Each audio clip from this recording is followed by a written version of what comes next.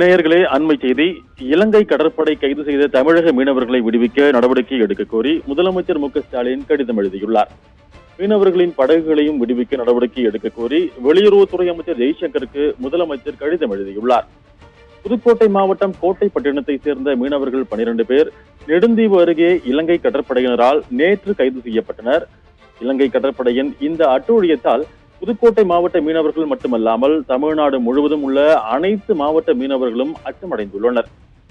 பாமக நிறுவனர் ராமதாஸ், அமமுக பொதுச் செயலாளர் டிடிவி தினகரன் உள்ளிட்ட பல்வேறு அரசியல் கட்சி தலைவர்களும் இலங்கை கடற்படையின் தொடர் அத்துமீறலுக்கு கண்டனம் தெரிவித்துள்ளனர். இந்த நிலையில் முதலமைச்சர் மு.க.ஸ்டாலின் எழுதியுள்ள கடிதத்தில் தமிழக மீனவர்களை உடனடியாக விடுவிக்க வேண்டும் என மத்திய அரசுக்கு கடிதம் எழுதியுள்ளார். மீனவர்களின் படகுகளையும் உடனடியாக விடுவிக்க நடவடிக்கை எடுக்க கோரி வெளியுறவுத்துறை அமைச்சர் ஜெய்சங்கருக்கு முதலமைச்சர் மு.க.ஸ்டாலின் கடிதம் எழுதியுள்ளார்.